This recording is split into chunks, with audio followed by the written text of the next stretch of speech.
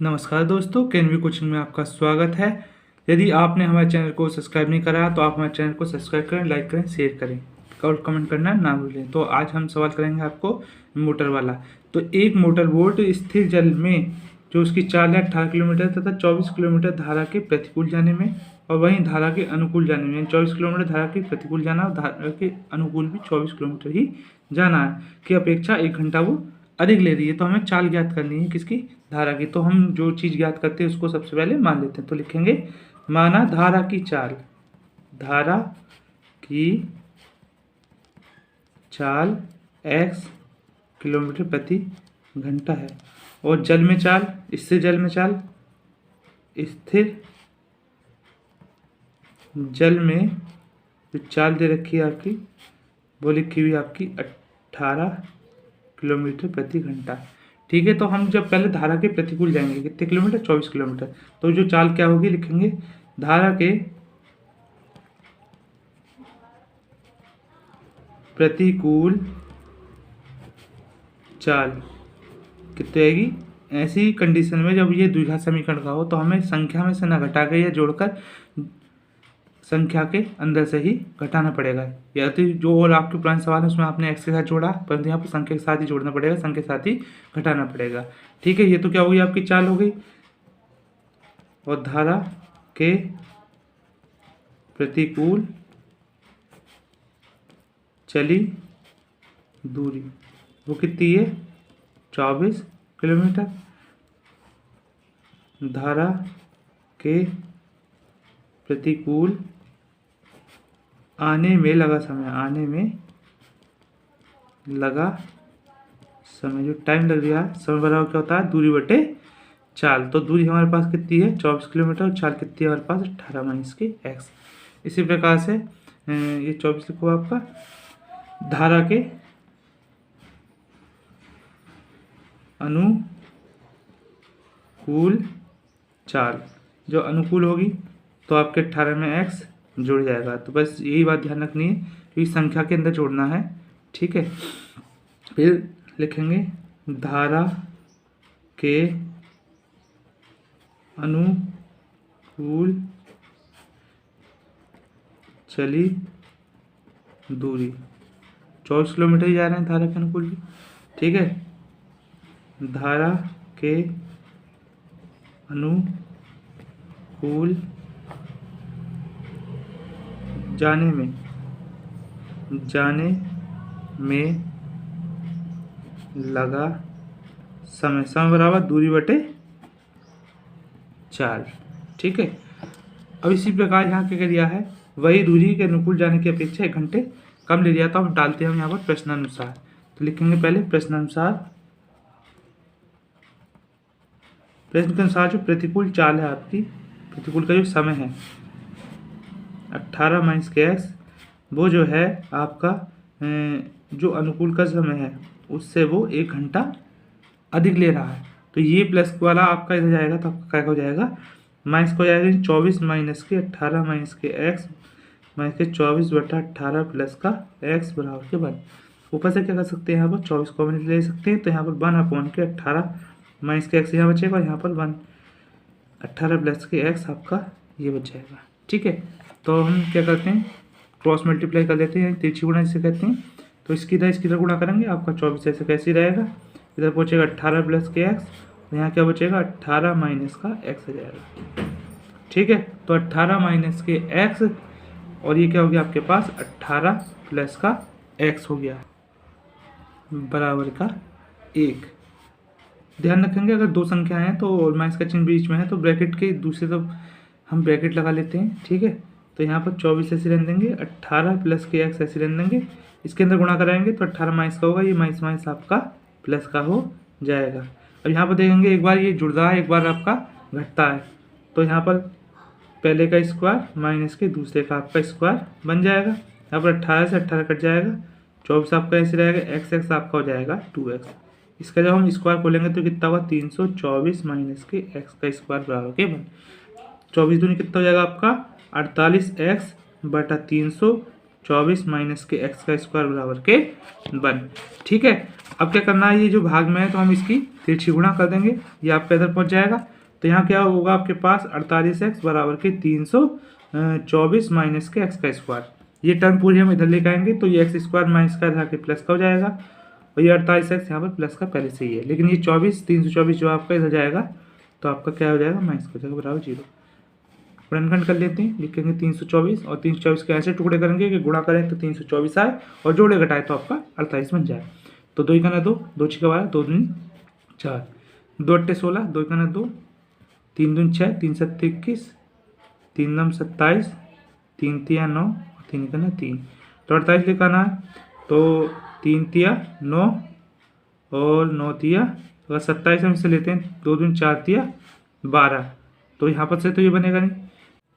तो इस अब करके देखते हैं, 3 तिया 9, 9 तिया 27, 27 दुनिया अगर 54 करें और 2 तिया 6 हो जाए तो 54 में से 6 जाएगा आपका 48 से जाएगा, और 4 छंग 24 और 4 6 पंजे 30 और 2 आपका 32, यानी 324 आ गया। तो यहाँ पर इसके टुकड़े जाएंगे एक्स स्क्वायर, यहाँ पर कितना जाएगा, लिखेंगे 54 माइनस के 6 एक्स माइनस के 324 बराबर के 0।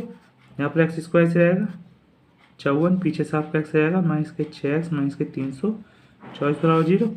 दोनों में से हम x कॉमन ले लेते हैं यहाँ पर, तो x प्लस 54, यहाँ से 6 कॉमन लेंगे तो यहाँ पर भी आपका x प्लस के 54 हो जाएगा। ठीक है, दोनों में जो चीज़ सेम है उसको पहले लिख लेते हैं, x प्लस के 54 और यहाँ पर x माइनस के 6। तो करते क्या है,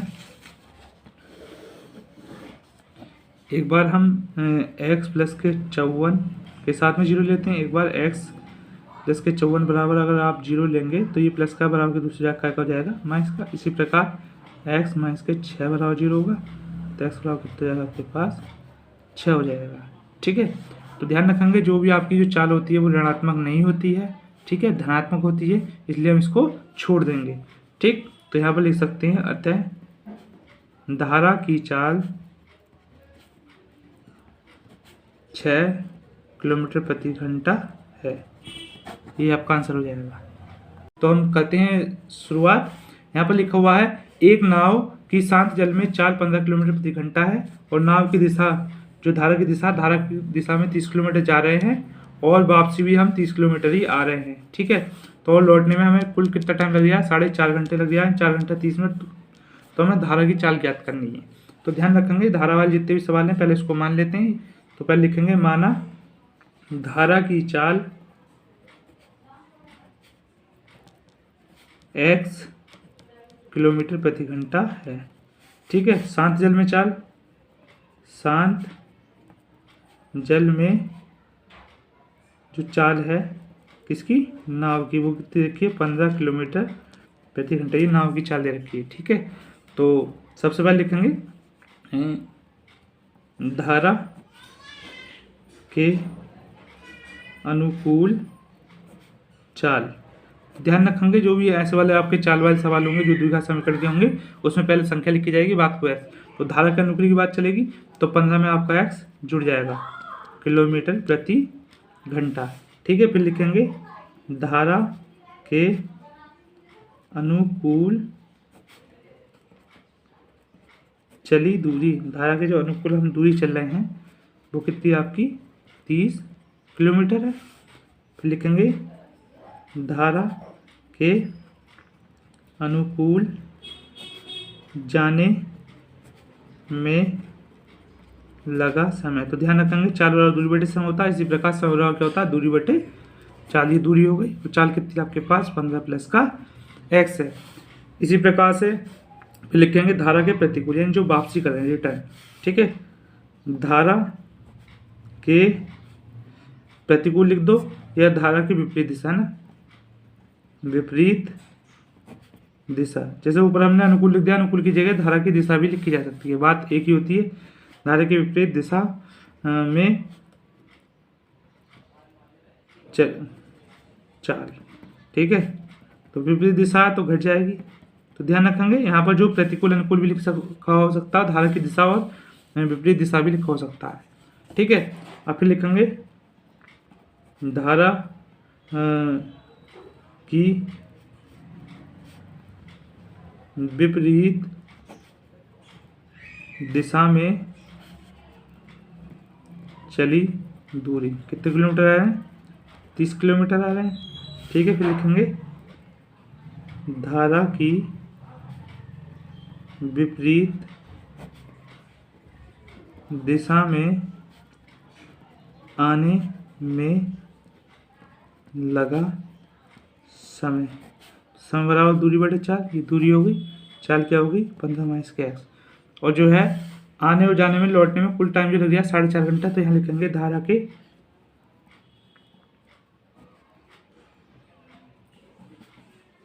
दिशा में जाने व आने में लगा समय 4.5 घंटा है।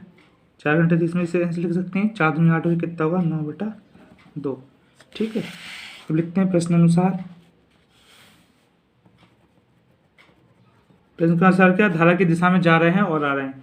तो जाने में लग रहा है आपको समय 30/x प्लस के 15 और आने में लग रहा है 30/x 15 माइनस के एक्स, और कुल जो टाइम लग जाएगा वो कितना है 9/2। अब क्या करते हैं, ऊपर से हम 30 कॉमन ले लेते हैं, तो यहाँ पर 1/x प्लस के 15 हो जाएगा, यहाँ 1/x माइनस के 15 हो जाएगा। तो इस टाइप के सवाल बहुत पूछे जाते हैं और ये वेरी मोस्ट इम्पोर्टेंट सवाल है। ये सवाल जो है काफ़ी बार पूछा गया है। तो इसकी त्रिज्या गुणा करते हैं, 15 प्लस के एक्स, यहाँ पर एक बार जुड़ दिया, एक बार घट रहा है, तो पहले का स्क्वायर और दूसरे का स्क्वायर 9/2। हम एक्स से एक्स को काट देंगे तो हमारे पास यहाँ कितना बचेगा 30, और ये 15 30 हो जाएगा आपका। जब हम इसका स्क्वायर कर लेंगे 15 का तो 225 माइनस के एक्स का स्क्वायर, ये कितना हो जाएगा 9/2 हो जाएगा। ठीक है, अब जो है काटेंगे 3 3 9, इसको काटेंगे 3 करना 3 0 आ जाएगा, 3 ढाई 30 हो जाएगा। तो इधर क्या बचेगा आपके पास 10 गुणा 10 बचेगा, नीचे 225 माइनस के एक्स का स्क्वायर, इधर क्या हो गया आपका 1/2।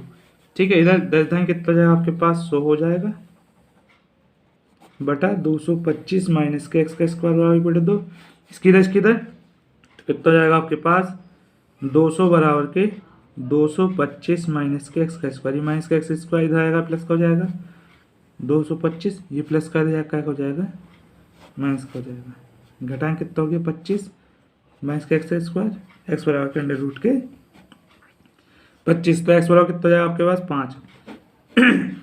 तो आप लिख देंगे अतः धारा की चाल 5 किलोमीटर प्रति घंटा है। इस प्रकार आपका सवाल कंप्लीट होता है। नमस्कार दोस्तों, कैन वी कोचिंग में आपका स्वागत है। और करते हैं अगला सवाल। यहाँ लिखा हुआ है समीकरण दे रखे आपके पास 2x² माइनस के 6x प्लस के 3 बराबर 0 का विभेद कर ज्ञात कीजिए, और फिर मूलों की प्रकृति ज्ञात कीजिए, और ये वास्तविक हैं तो उन्हें ज्ञात कीजिए। ठीक है, तो पहले क्या करना है, यहाँ पर हमें समीकरण उतार लेते हैं। यहाँ पर क्या लिखा हुआ है 2x² माइनस के 6x प्लस के 3 बराबर के 0। ठीक है, तो जब भी कभी विभेद कर पूछा जाता है तो उसके लिए हमें a b c के मान चाहिए होते हैं। तो पहले उसको लिखते हैं, लिखेंगे समीकरण की तुलना ax² प्लस के bx प्लस के c बराबर 0 से करने पर। ठीक है, तो x² क्या हो गया वाला a और x क्या हो गया वाला b और लास्ट वाला c। तो a की वैल्यू आपके पास 2 हो जाएगी, b की वैल्यू आपके पास माइनस के 6 हो जाएगी, और c की वैल्यू आपके पास 3 हो जाएगी। तो विभेद कर ज्ञात करने के लिए एक फॉर्मूला होता है आपके पास d बराबर b² माइनस के 4ac। तो b का मान कितना आपके पास 6 का स्क्वायर कर देंगे, 4 ऐसे रहेगा, a का मान 2 हो जाएगा, c का मान आपके पास 3 हो जाएगा। तो 6 का वर्ग आपके पास 36 हो गया, 4 दूनी 8 दिया 24। ठीक है, और 6 में से 4 जाएगा 2 बचेगा, और आपके पास 3 में से 2 गया 1। ठीक, तो ये क्या हो गया आपका d, यानी ये क्या आपके विभेद कर क्या लिखा हुआ, विभेद कर ज्ञात कीजिए फिर मूलों की प्रकृति। ध्यान रखेंगे विभेद कर में अगर ये आपका प्लस का आता है तो आपके मूल वास्तविक होंगे, अगर d का मान माइनस में होगा तो आपके मूल काल्पनिक होंगे, और d का मान 0 होगा तो मूल बराबर या वास्तविक दोनों होंगे। तो लिख सकते हैं अतः मूल वास्तविक हैं। ठीक, मूल वास्तविक हो गए तो उन्हें ज्ञात करना, ज्ञात करने का मतलब क्या है, इसके आप गुणनखंड कर लेते हैं। तो दो प्रकार से कर सकते हैं, द्विघाती सूत्र द्वारा भी, और आप गुणनखंड इसके दूसरी विधि है अभाज्य करके भी ज्ञात कर सकते। तो इसमें क्या है, जब हमने द्विघाती सूत्र के द्वारा हम इसको हल करेंगे, क्यों करेंगे, क्योंकि हमने जो यहाँ पर ए का मान, बी का मान, सी का मान लेके हमने डी के मान तो ज्ञात कर लिया, तो इससे हमें थोड़ी आसानी हो जाएगी। तो इसलिए हम फॉर्मूला लगा देते हैं द्विघाती सूत्र वाला, एक्स बराबर माइनस के बी प्लस माइनस रूट के बी स्क्वायर माइनस के 4ac, ठीक है, अपॉन के 2a। ठीक, तो यहाँ पर बी का मान कितना, माइनस के 6 है, माइनस आगे रहेगा ऐसे, प्लस माइनस के रूट के बी स्क्वायर। चाहो तो इसके डायरेक्ट मान लगा सकते हैं, या फिर दोबारा हम खोल लेते हैं। यहाँ पर ये 6 का स्क्वायर हो जाएगा माइनस के 4 इंटू 2 इंटू 3 अपॉन के 2, ए की वैल्यू कितनी होगी आपके पास, 2 होगी। ठीक है, तो यहाँ पर करना क्या है आपका, अब माइनस माइनस प्लस के 6 हो जाएगा, प्लस माइनस के रूट के 6 का वर्ग 36 हो गया, और 4 दूनी 8 दिया, ये 24 हो जाएगा आपके पास। बटे में कितना बचा आपके पास, 4 बचा। ठीक, तो इधर तो एक्स्ट्रा लिया है, यहाँ 6 हो गया प्लस माइनस की, इसमें से घटाएंगे तो आपके पास 12 हो जाएगा बटा 4। यदि हम 12 के जो टुकड़े करें तो यहाँ पर कितना होगा, 2 6 का 12, 2 3 6, तो इसको हम 2√3 भी लिख सकते हैं। ठीक है, तो हम वही करेंगे, एक्स ऐसे रख देते हैं, और इसमें से ऊपर से हम 2 कॉमन ले लेंगे। चलो अभी नहीं लेते हैं, यहाँ प्लस माइनस के पहले 2 रूट कितना आ गया, 3 आ गया बटा 4, एक्स ऐसे रहने दो, और यहाँ से हम 2 कॉमन ले लेते हैं, तो कितना हो जाएगा आपके पास, 3 प्लस के √3, क्योंकि 3 ही 6 हो जाएगा, 2 आपका यहाँ जाएगा, प्लस माइनस के बटा 4, इससे आप इसको काट सकते हैं। ठीक है, तो x की जो वैल्यू कितनी होगी, 3 प्लस माइनस के √3 बटा 2। ठीक है, तो आप यहाँ छोड़ सकते हैं, या फिर एक बार माइनस के साथ में एक बार प्लस के साथ में इसको लिख सकते हैं। तो ध्यान रखें, जो आपको ये क्वेश्चन कराए जा रहे हैं, ये बहुत सिलेक्टेड क्वेश्चन है, जो बोर्ड की परीक्षा में बार बार पूछे जाते हैं। ठीक है, तो अगला क्वेश्चन, ये सबसे ज़्यादा क्वेश्चन पूछा जाता है, ये 1 नंबर में मिलेगा, ये आपको एक विकल्प के रूप में मिलेगा। तो यहाँ पर द्विघात समीकरण लिखी हुई है, 2x² प्लस के kx प्लस 3/0 के k का किस मान के लिए 2 मूल बराबर। ध्यान रखेंगे, मूल बराबर है, 2 मूल बराबर है, तो आपको केवल एक कंडीशन है, उसको फॉलो करना है। तो पहले समीकरण को उतार लेते हैं, 2x² प्लस के kx प्लस के 3/0। फिर लिखेंगे आप समीकरण की तुलना, समीकरण की तुलना ax² प्लस के bx प्लस के c बराबर 0 से करने पर, तो a की वैल्यू आपके पास 2 हो जाएगी, x के आगे वाला b कहलाएगा, तो b की वैल्यू क्या हो जाएगी, और c की वैल्यू आपके पास 3 हो जाएगी। तो लिखेंगे जब मूल बराबर हो, जब मूल बराबर हो, जब मूल बराबर हो या मूल 2 मूल बराबर हो, तो फॉर्मूला लगेगा b² माइनस के 4ac बराबर क्या आपका 0। तो v की वैल्यू हमारे पास k है, तो k का स्क्वायर, 4 इंटू a की वैल्यू 2 है, और c की वैल्यू आपके पास 3 है, तो k² तो ऐसे रहेगा, 2 4 दूनी 8 दिया, 24 हो जाएगा, इस स्क्वायर से तो 24 आपका बराबर की दूसरी तरफ जाएगा। ठीक है, तो अब करना क्या है, इसके ऊपर हम रूट चढ़ा देते हैं, तो k बराबर रूट के 24। यदि हम 24 के टुकड़े करें तो 2 से काटेंगे, 2 करेंगे तो 2 दूनी 4, 2 3 6, तो यहाँ पर 2 का जोड़ा बन गया और जोड़ा नहीं बन गया, तो हम क्या करेंगे, इतना लिख लेंगे, 2 का तो जोड़ा बन जाएगा, और रूट में किसको लिख लेंगे, 6 को। ठीक है, तो k बराबर क्या होगा, प्लस माइनस के, यहाँ पर प्लस माइनस लगा देते हैं, 2√3। तो 2 मूल का मतलब एक बार, एक तो आपका k का मान प्लस के 2√3 है, और एक k का मान माइनस के 2√3 है, तो ये आपके 2 मूल थे। ठीक है, तो ये परीक्षा में काफ़ी ज़्यादा पूछे जाने वाला सवाल है। करते हैं अगला सवाल, यहाँ लिखा हुआ है, यदि द्विघात समीकरण लिखी हुई है x² प्लस के 3x माइनस के p बराबर 0 का एक मूल 2 हो तो p का मान ज्ञात कीजिए। तो हमेशा ध्यान रखेंगे, यदि कभी आपके पास कोई मूल दे रखा है, तो मूल का मतलब है वो आपको x का मान लिखा हुआ है। ठीक है, तो समीकरण में x का मान लगा देंगे, और जो भी चीज़ आपसे पूछाएगी p का मान हो सकता है, k का मान भी हो सकता है, तो आप याद कर सकते हैं। तो पहले हम यहाँ पर समीकरण उतार लेते हैं, x² प्लस के 3x माइनस के p बराबर के 0। लिखोगे एक मूल लिख लेंगे x बराबर 2। ठीक है, इसके अंदर रख देते हैं, x की जगह 2 हो जाएगा, 2 का स्क्वायर प्लस के 3 गुणा 2 माइनस के p बराबर 0, तो ये आपका 4 होगा, और 2 3 कितना हो जाएगा 6 माइनस के p बराबर के 0, 6 4 कितना हो जाएगा आपके पास 10 माइनस के p बराबर के 0, तो माइनस के p बराबर के आपका माइनस के 10 हो जाएगा, माइनस से माइनस काट देंगे, तो p की वैल्यू क्या हो जाएगी आपके पास 10। यही आपका आंसर होगा। ये भी 1 नंबर में पूछने वाला सवाल है, जो बोर्ड की परीक्षा में बार बार आता है। ठीक है, अगला सवाल, यदि अल्फा और बीटा समीकरण 2x² माइनस के 3x + 5 बराबर 0 के मूल हो, तो हमें अल्फा स्क्वायर बीटा प्लस की बीटा स्क्वायर अल्फा का हमें मान ज्ञात करना है। ठीक है, तो पहले हम समीकरण उतार लेते हैं। 2x² माइनस के 3x प्लस के 5 बराबर 0। पहले समीकरण की तुलना कर लेते हैं द्विघात समीकरण से। समीकरण की तुलना ax² प्लस के bx प्लस के c बराबर 0 से करने पर, तो a की वैल्यू आपके पास 2 हो जाएगी, b की वैल्यू -3 और c की वैल्यू हो जाएगी आपके पास 5। ध्यान रखेंगे, एक होता है मूलों का योग, लिखेंगे मूलों का योग लिख सकते हैं, योगफल लिख सकते हैं। वो क्या होता है, अल्फा प्लस के बीटा, वो होता है आपके पास -b/k। तो यहाँ पर माइनस का 3 है, बी का मान, ए का मान कितना आपके पास 2, तो माइनस में प्लस हो जाएगा 3/2। ये क्या हो गया, मूलों का योग। एक होता है मूलों का गुणनफल, वो होता है अल्फा बीटा, वो क्या होता है आपका c/k। c की वैल्यू 5 है और a की वैल्यू 2 है, तो कितना होगा, 5/2 हो जाएगा। अब जो हमें इसकी वैल्यू याद करनी है, इसको लिख लेते हैं, जिसकी हमें वैल्यू याद करनी है। ठीक है, तो लिखेंगे अल्फा² बीटा प्लस के बीटा² अल्फा। यदि हम दोनों में से अल्फा बीटा कॉमन ले रहे हैं, तो यहाँ पर आपके पास एक अल्फा बचेगा और यहाँ पर आपके पास एक बीटा बच जाएगा। तो अल्फा बीटा की वैल्यू हमारे पास 5/2 है और अल्फा प्लस बीटा की वैल्यू कितनी है, 3/2। तो यदि बीच में जो गुणा का चिन्ह था, तो ऊपर वाली संख्या की ऊपर संख्या से और नीचे वाली संख्या की नीचे वाली संख्या से गुणा हो जाती है। तो 5 की 3 से करेंगे तो 5 × 15 हो जाएगा और 2 दूनी कितना जाएगा आपका 4। यही आपका आंसर हो जाएगा। करते हैं अगला सवाल। यहाँ पर क्या लिखा हुआ है, द्विघात समीकरण ज्ञात करनी है और यहाँ पर मूल दे रखे हैं। ध्यान रखेंगे, यदि कभी मूल दे रखे हैं तो आपका एक मूल अल्फा होगा। ठीक है, तो लिख सकते हैं, माना जो मूल है, मूल अल्फा व बीटा है। ठीक, तो अल्फा की वैल्यू आपके पास 3 होगी और बीटा की वैल्यू क्या होगी आपके पास 1/3 होगी। तो पहले लिखेंगे मूलों का योगफल, मूलों का योगफल। ठीक है, तो मूलों का योगफल अल्फा प्लस के बीटा होता है।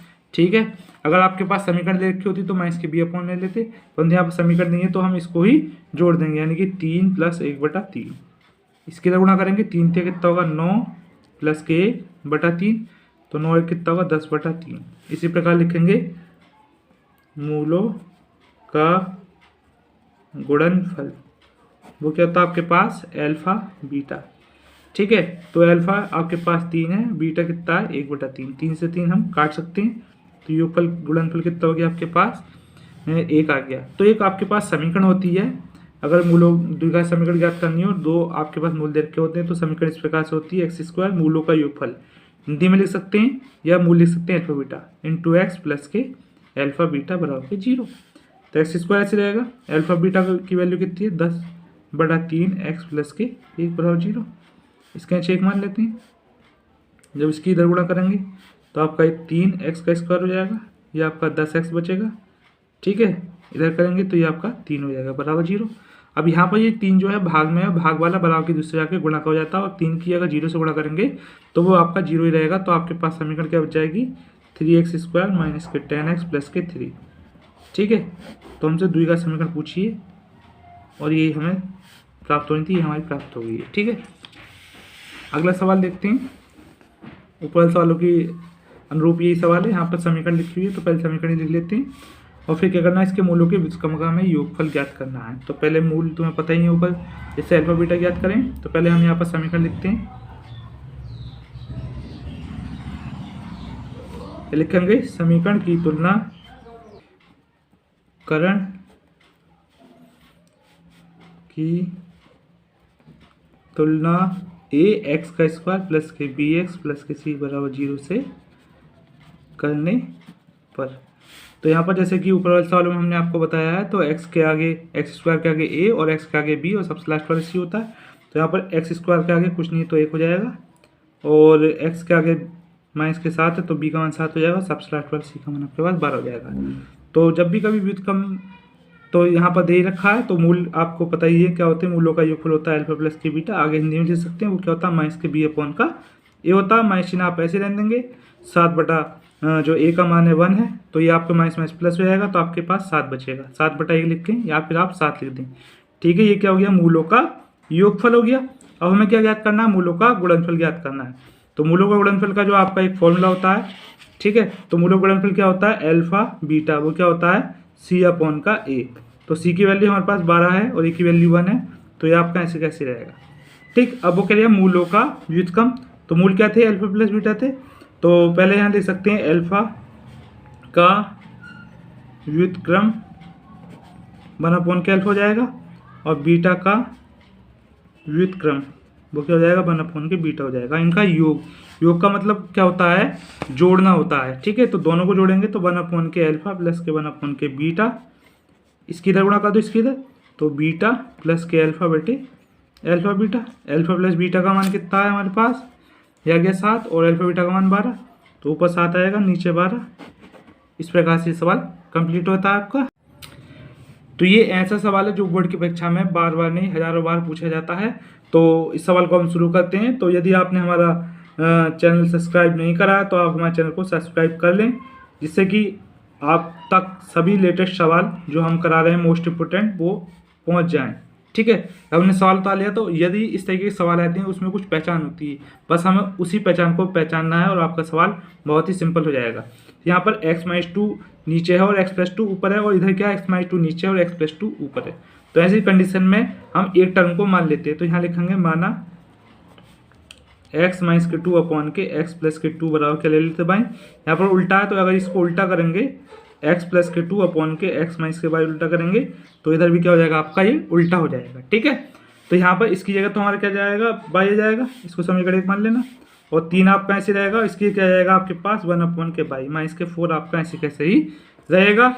तो इसकी यदि हम इधर गुणा करते हैं तो ये आपके पास y का स्क्वायर हो जाएगा, ये आपके पास 3 ऐसे रहेगा, ये कितना हो जाएगा आपके पास 4y, ठीक है, बराबर के 0, ठीक। यदि हम किसी की जो आपका ये भाग में दे रखा है भाई, उसकी अगर 0 से गुणा करते हैं तो आपका 0 हो जाता है।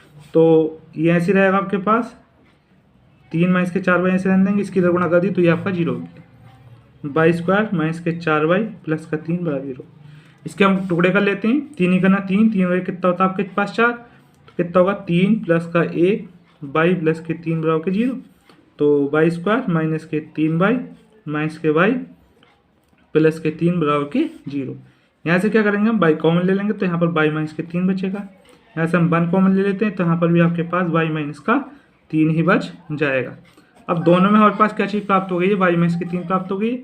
तो पहले y माइनस का 3 पहले लिख लेते हैं, उसके बाद y माइनस का 1 बाद को लिख लेंगे, ठीक।